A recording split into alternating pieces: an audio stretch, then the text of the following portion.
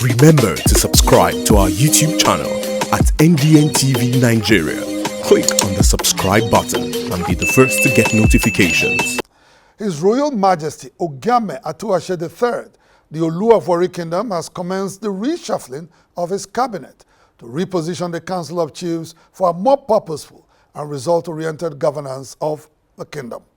This follows a process of revalidation and confirmation of chieftaincy titles for all nobles in the kingdom.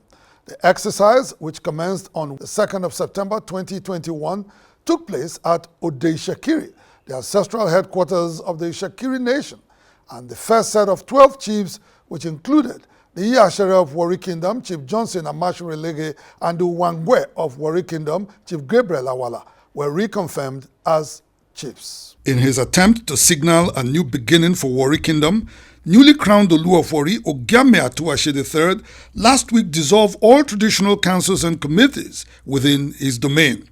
The dissolution, which was contained in his first public communication, also directed chiefs in the kingdom to appear before him for a revalidation and confirmation of their various chieftaincy titles. So Thursday, 2nd of September 2021, the first set of 12 chiefs went to Ode Ishekiri, ancestral headquarters of the Ishekiri nation, where they were formally reconfirmed as chiefs of Warri Kingdom. Amongst those reconfirmed are Chief Johnson Amashure as Iyashere, Chief Gabriel Awala as Nwangwe, and Chief Eugene Ikomi as Olulaye of Warri Kingdom.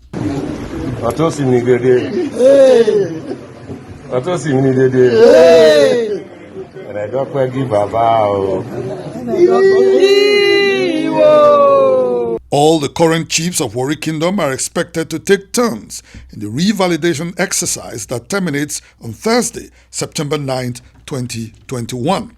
Chief Omolubi Nenewumi and Chief Robinson Ario, newly confirmed chiefs of Warri Kingdom, expressed joy over their readmittance into the Warri Council of Chiefs. For me, as a person, to be among the first batch of the confinement, it shows that I've been rewarded for my commitment, for my contribution.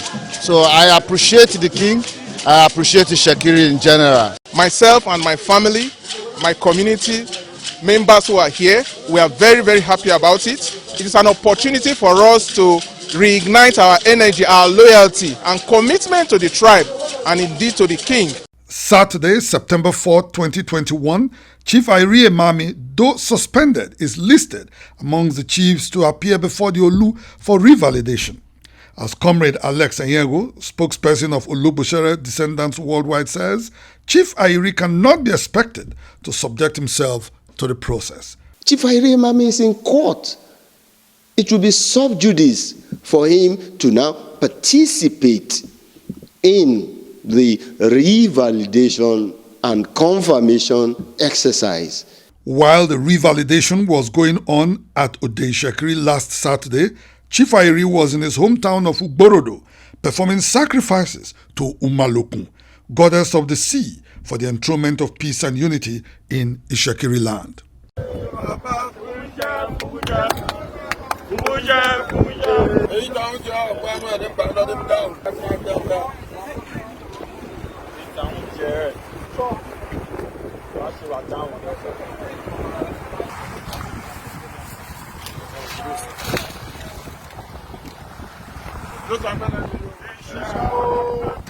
Many Ishekiri sons and daughters have hailed the Olu's move to reorganize governance in the kingdom.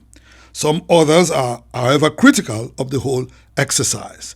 Comrade Amechi Ogbishe Ogbona is secretary of the Warri Consultative Forum. It's a prerogative right of the monarch. He has done what is right. There's no crime against it. He remains our monarch. And what he has done, culturally, is right. Traditionally, is right. And spiritually, is right. This is not the first time. It has happened in Warri Kingdom. When Ikenwali did it, nobody grumbled. So why are they grumbling now? Those same set of persons that are grumbling now, when Ikenwali did it, do they grumble? So they know why they are grumbling. I see letters being signed by the Olu. I see deadlines being given by the Olu. This is strange. This is not our culture and tradition. But it is what it is. Ishekiri always say, Bumale, Besujo. Maybe that is, as I do it the way I want to do it because it's my time. Maybe this is the way Ogiame Atuashe III want to carry out his own Bumale, Besujo.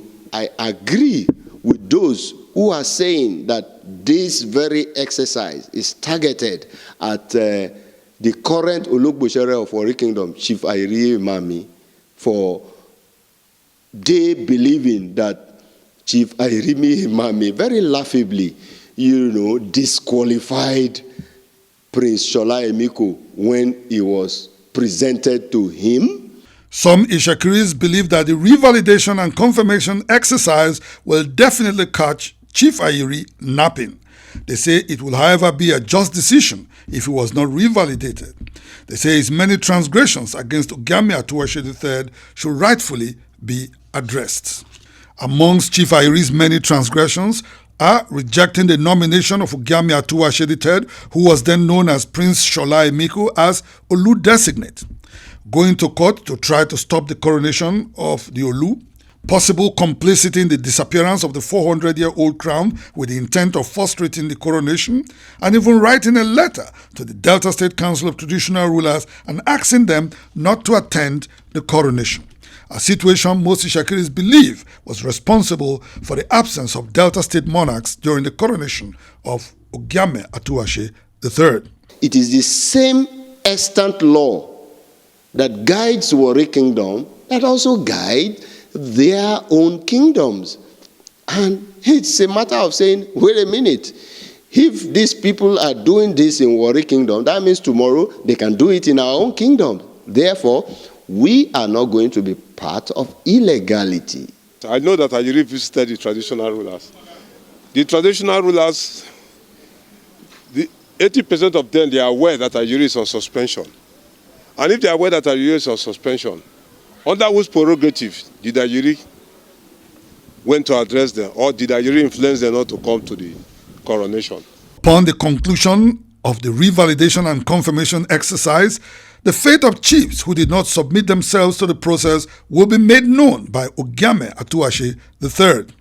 Whatever the Olu decides to do, not much can be done to oppose his decision, as the Shakiris refer to him as Afomasin, the one whose word is binding on all Iwere sons and daughters worldwide. Inside the Niger Delta. Shola Emiko, lọ́jọ́ duwewe. Shakiri Demi Deun.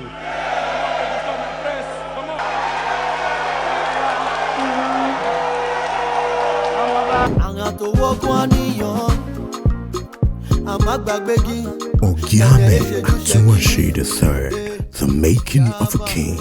A special documentary on Prince Shola Emiko's journey to the throne, coming soon on Inside the Niger Delta. Watch out.